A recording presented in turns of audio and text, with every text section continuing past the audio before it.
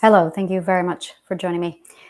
This is your assignment for day 2. Today we went over the fear system, the cognitive core, and we went over the subconscious mind. Yesterday I talked on the identity, and I gave the assignment yesterday of your self-care carousel, sitting down and going over what you want, what you love, what you desire, what you dream. For the subconscious mind, start thinking about fear versus love. Do the self-care carousel again. That's going to be part 2 of today's assignment. Spoiler alert, that's going to be your assignment every day. In addition to the self-care carousel is something you should be doing no matter what every single day, because even after you're healed, you're going to have to play and celebrate the self. When you have a feeling, pause and really ask yourself, is this fear or is this love? If it's fear, it's your subconscious mind. Now, if it's love, it's really you. If someone says to me, I want to go to the park today, well, that's what I love. I'm going to be like, yes, because I love the park. And I'm going to run toward that because I love the park. But if I say something like, I'm going to go ahead and get a job, that's the fear system talking. That is fear. And that's me stepping into the fear system. Now, the next assignment after this is going to be meditation meets cognitive behavioral therapy, so that you consciously aware, you consciously make the effort, you refuse to work or cooperate with the fear system ever. You just refuse. Now, you cannot suppress it.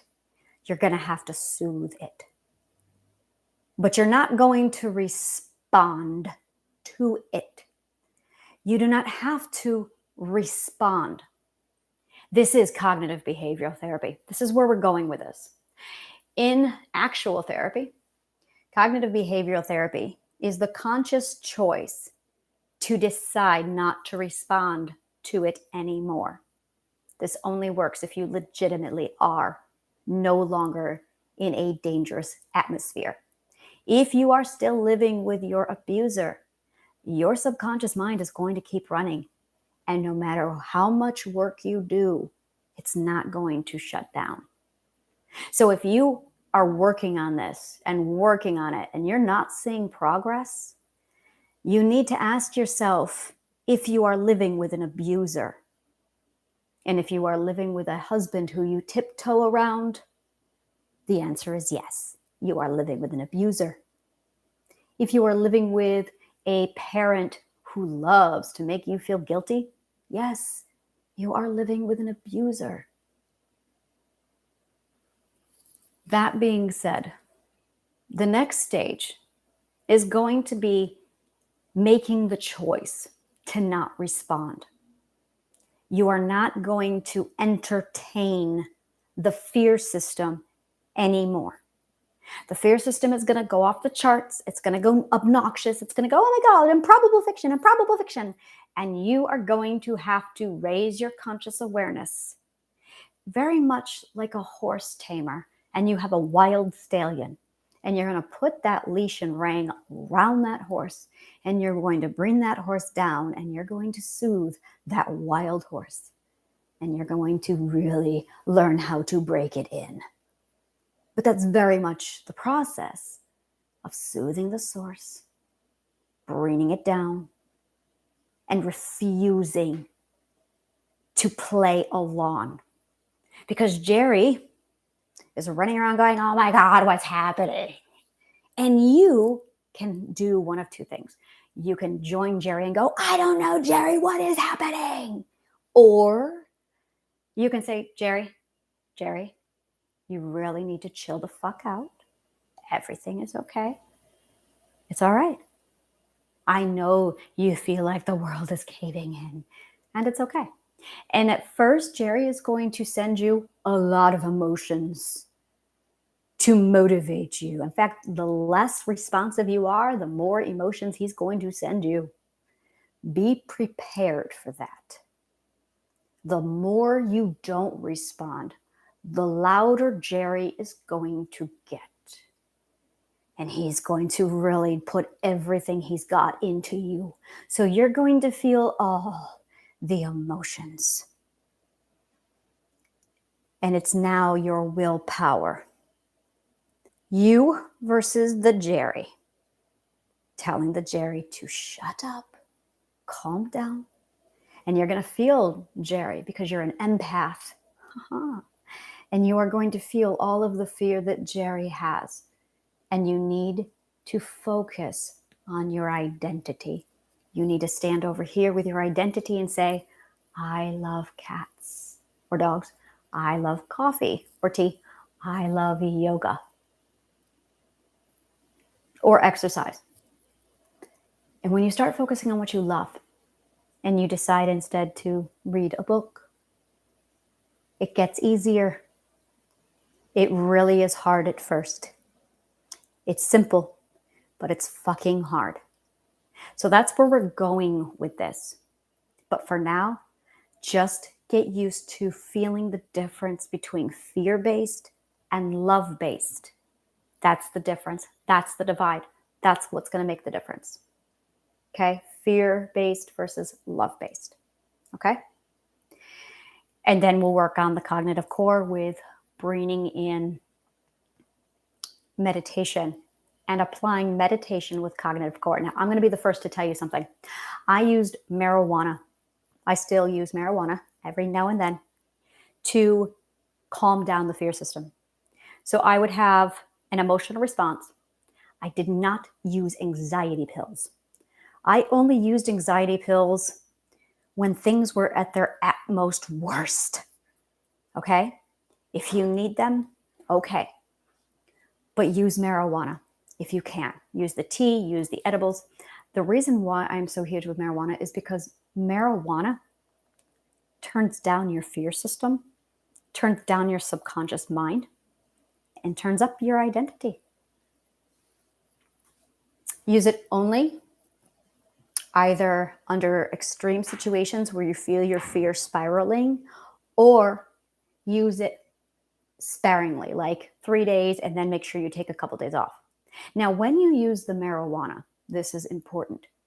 You are going to take cognitive behavioral therapy and meditation at the same time while you are high. And you are going to meditate on a positive affirmation, incorporating the cognitive core behavioral therapy so that you divert the fear system, bring it over, and then you start the conditioning process using positive affirmations, mantras, and meditation. It is specifically the positive affirmations, the gratitude journaling, and the meditation combined with using the marijuana to divert the fear system from panic and red alert over to, let's talk about all the things I'm grateful for. And after a few days, a few weeks, your system will automatically respond. You will feel fear, and then you will have developed the association of fear equals all the things you're grateful for. You will develop an association. I am Pavloving dogging this shit. That's right. This is Pavlov's dog. Instead of ringing a bell and then getting saliva and thinking about food, what you're going to do is every time you feel fear, you're going to Pavlov dog and condition yourself to associate fear with gratitude. So that whenever you feel fear, you'll immediately, habitually launch into your gratitude journal. So you'll feel fear and then love every time. Fear and then love. Fear and then love. Fear and then love. And then just love. This is how I did it. This is how I did it. I literally used the ability to recondition my mind so that every time I felt fear, I developed the association of fear with love, so that every time my fear kicked in, it automatically associated fear with love and gratitude. Consciously be aware of this. But it starts with you. It really starts with you being able to determine the feeling of the difference between fear and love. Once you start to feel that difference, I'm going to be giving you that self-care regimen and your emotional management plan so you can manage this a lot better.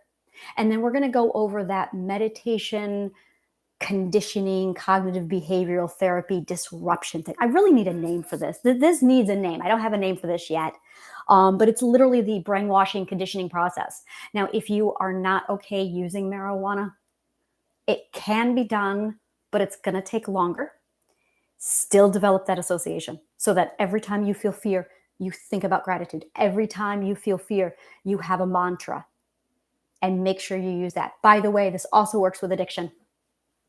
Every time, but you have to be consciously aware of the feeling different between a fear-based and a love-based. Now, here's the thing: if it's love-based and you fuck this up and you get it wrong, it's okay. You're still thinking about positive affirmations.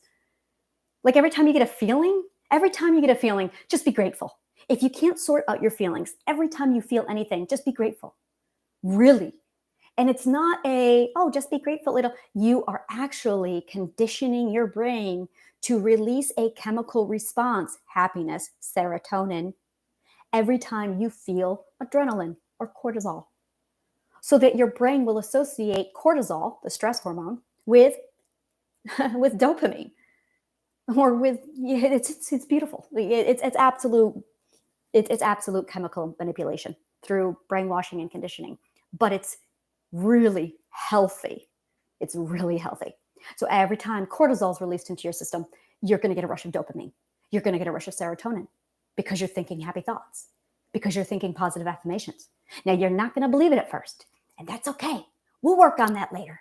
Once you get this chemical response corrected into your brain so that it's automatic, then we can sit down and start bringing in the next stage, which is blowing limiting beliefs out of the water, which comes later. Like once you have it so that your serotonin is actually working and it's constantly pumping and your dopamine is going crazy, then we can bring in your limiting beliefs, and that serotonin response will blow them out of the water. You will literally train yourself to just see the positive side. And when you train yourself to see just the positive side, you start to associate the positive side with fear, with anger. You'll stop feeling fear and anger because that dopamine will immediately kick in, because the serotonin will immediately kick in. But you got to condition yourself. And it starts here. Learn the difference between fear and love. Feel the difference. Feel the difference. And then we're going to start the conditioning process. That comes later. Okay? All right. Thank you so much. Get going on those assignments. Make sure you do your self-care carousel as well. Okay?